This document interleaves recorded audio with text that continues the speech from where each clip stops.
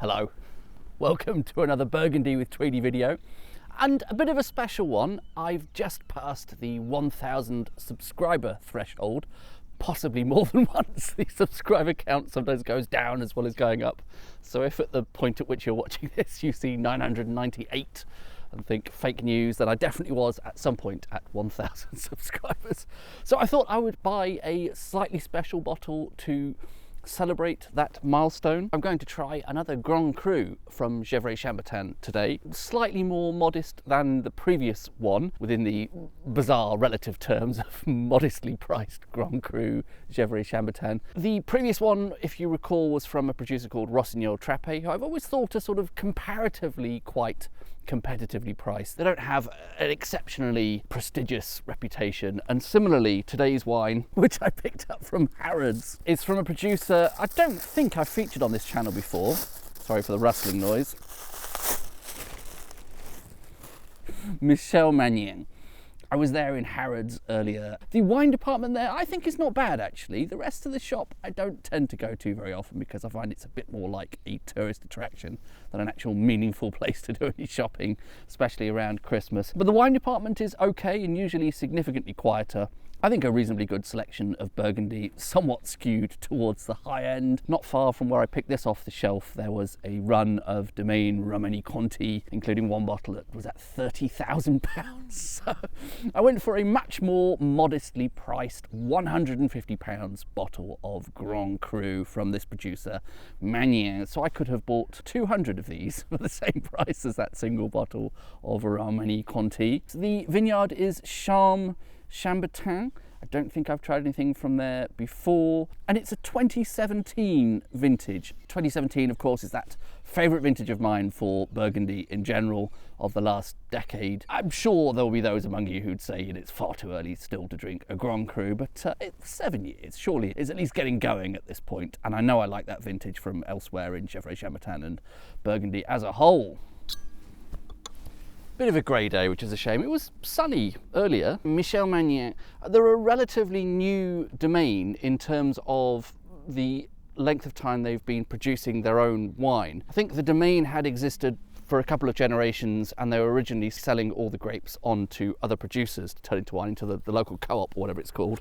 Not the local co-op like the local supermarket, the cooperative that deals with all those sort of negociant wine trades. Not exactly sure the machinations of that. And I think it was only in the 1990s that they actually started to produce wine under their own label. So that's probably part of the reason this producer, I think, doesn't have a particularly prestigious reputation, and that's reflected in the pricing. Other producers, Grand Cru Burgundy, you could easily spend thousands, probably even into the tens of thousands, for a single bottle. They established part of their domain by using like little parcels of land that were within a particular appellation but for some reason weren't yet planted, so the sort of the wasteland at the side of existing vineyards. I've treated myself to some proper stemware for a change, as it's a bit of a special wine, so I have this ridiculous sort of plastic sleeve to carry it around. It's really inconvenient bringing this, and I'm constantly worrying I'm going to knock it off the bench and break it, but there we go.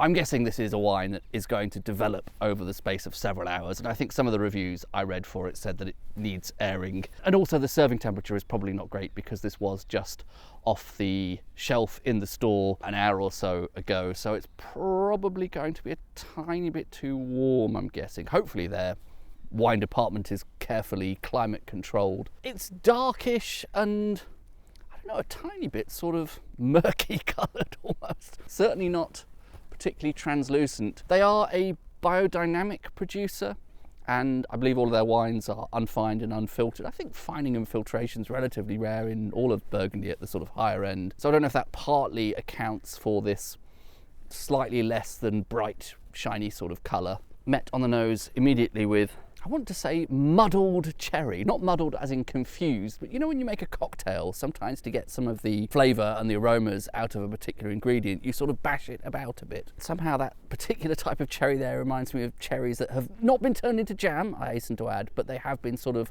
squashed and pulped a bit. And then I think I'm actually getting something slightly herby as well along with that, and I occasionally pick up those herby hints in biodynamic wines. Herby going into slightly floral, pretty sure I'm getting something like herbal tea there, possibly herbal/fruit tea, something a bit like rose or rose hip as well. And there is other red berry fruit character in amongst the muddled cherry there, possibly a bit of strawberry raspberry sort of thing, but predominantly I would say cherry. Might be something a tiny bit woody, and I almost felt like I had a tiny hint of chocolate there. So that's an interesting mixed bag, and it overall has an air of kind of seriousness to it. Not severe, austere, not seriousness in that meaning, but this is a wine that is, it means business. What does that mean?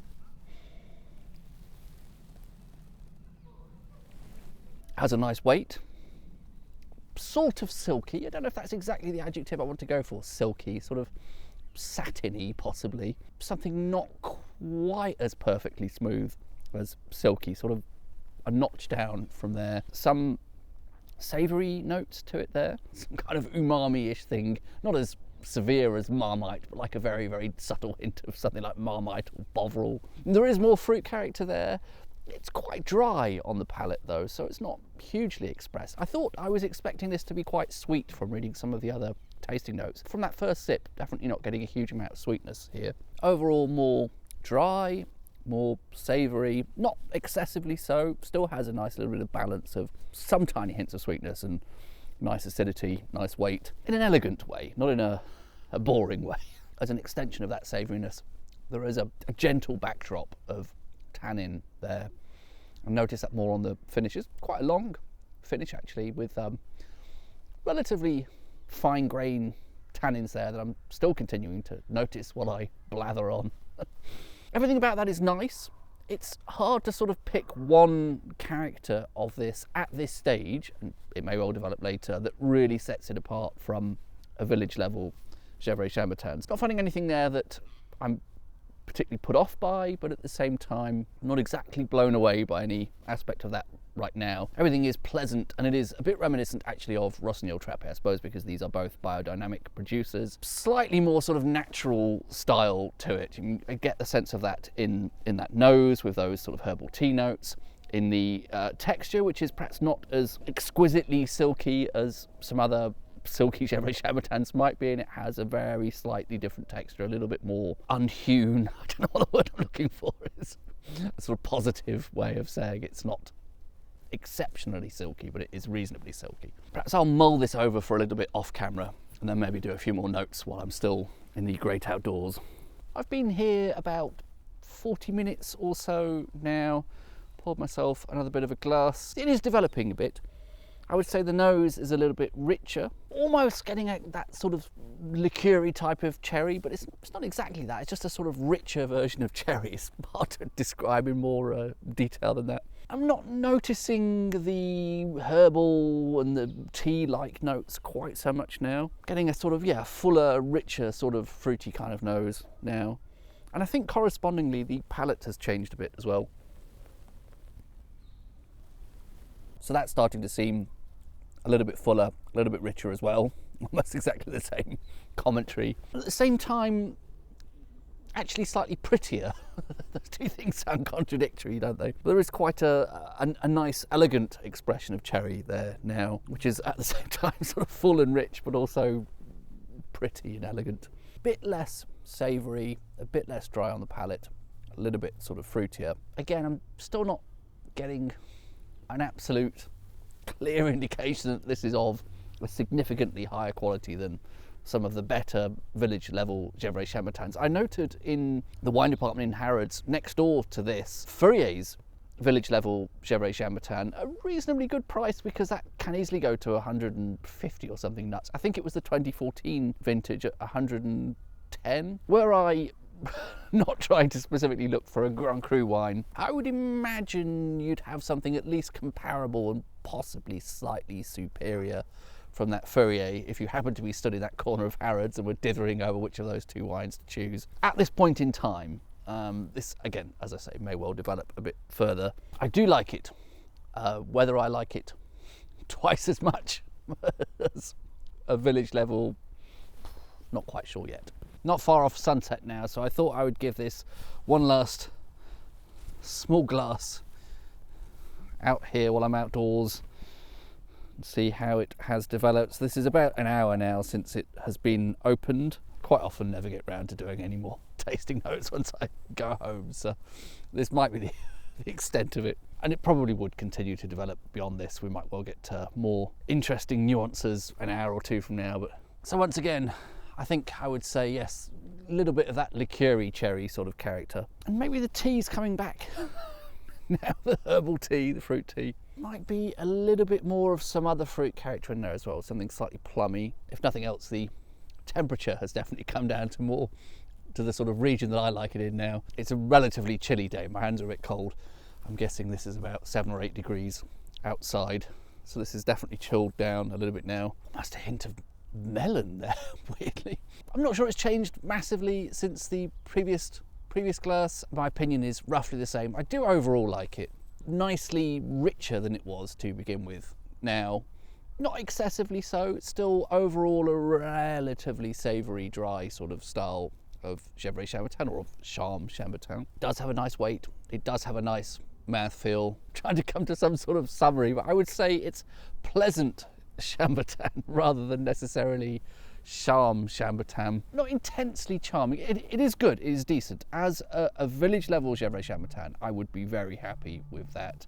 I don't know, for me, that I'm noticing a lot of unique, interesting character over and above a decent, a good village level Gevrey Chambertin. So not as exciting and as nuanced and as varied as that Chapelle Chambertin from Rossignol-Trappes was, for example. That was just doing so many things in different places. Maybe it just needs a bit more airing to really open up. Maybe it needs more age to develop some of those nuances. I don't know, but it's good. It's drinkable, very decent, very pleasant, but pleasant Chambertin rather than charming Chambertin, possibly. Maybe I'll stop talking now. Cheers.